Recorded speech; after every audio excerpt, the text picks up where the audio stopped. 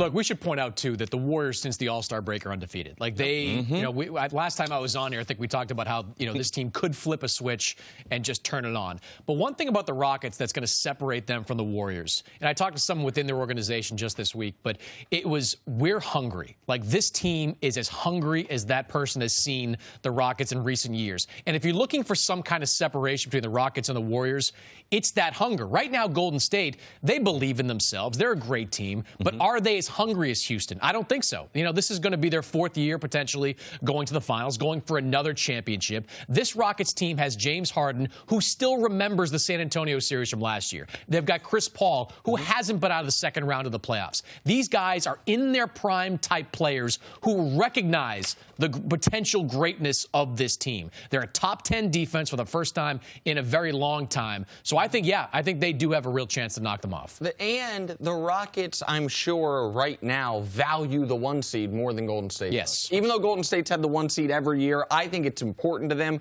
I'm in the minority in saying I think it would be important to them, not that they think it's important, I should say. I'm in the minority there. I think people feel like Golden State, wherever they're at in the bracket, they're going to be the favorites.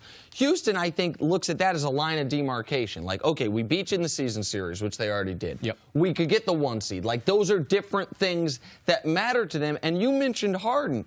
Harden is going to win the MVP this year. He would pass a polygraph right now saying, yeah, it should be my 3rd in the last 4 years, actually.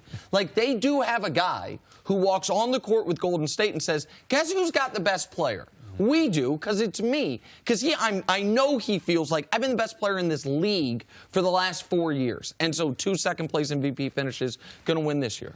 You said that the Rockets are hungry. Is it that they're hungry, or is it that Golden State now they've done it? They know how to pace themselves a little better. They don't have to be hungry every single night. They have to be hungry when it's time to be hungry. I think there certainly could be truth to that. I think Golden State has had, at times, a rough time getting up for these midseason games, but you combine the Rockets' hunger with the talent that they have on that roster, particularly on the defensive side of the ball now. I mean, guys like Clint Capella, their record with Clint Capella, James Harden, and Chris Paul, 32-1 this season with those 3 guys in the lineup. That screams something. And look, we can't dismiss the regular season results, because last year, San Antonio, I think they beat them a couple of times during the regular season. Now, the Spurs wound up getting swept in the conference finals, but that was entirely because Kawhi Leonard missed that series. Kawhi Leonard, if he had played that whole series, I think San Antonio could have won that series. And the Rockets, the way they've played Golden State this season, we can't just sit back and say, well, it's Golden State sort of pacing themselves, biding their time. This Rockets team is for real. If Golden State didn't exist, the Rockets would be Golden State. The Rockets would be the boogeyman that everybody is terrified of. And I think if Golden State wasn't there, I think that we'd see some complacency on Houston's side, because a sense of accomplishment, like, you can't take that for granted. Golden State has that. They've earned that. Now, I just believe the second half of the season, which I did predict, they are undefeated.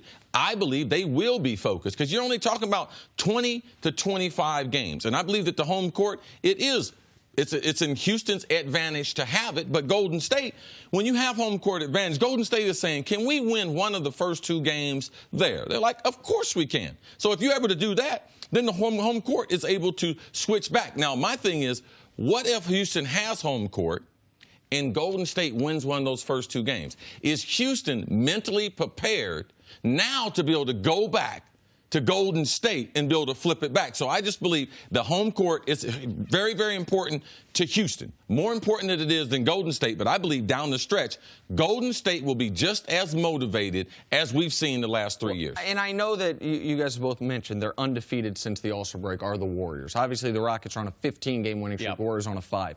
But these games, so Saturday night, while you were at the fight, actually, Golden State's playing Atlanta, one of the worst teams in the league.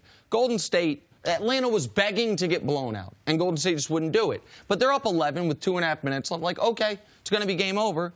And even in that, you just need to focus for 90 seconds. And then all of a sudden, it's Atlanta ball down 3 with 20 seconds left, chance to force overtime.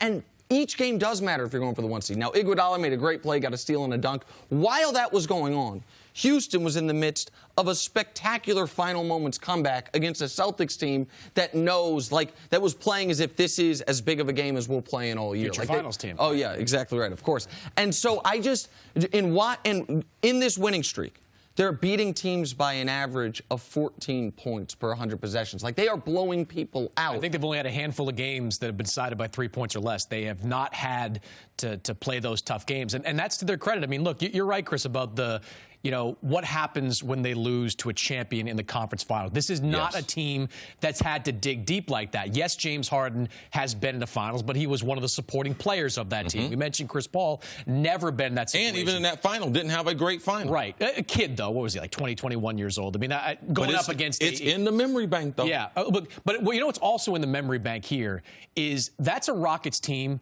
that I think hears everything. They hear all the outside noise. No they hear that doubt. James Harden hears and that I think that starts from management. Yeah. And Del Morey says, listen, we're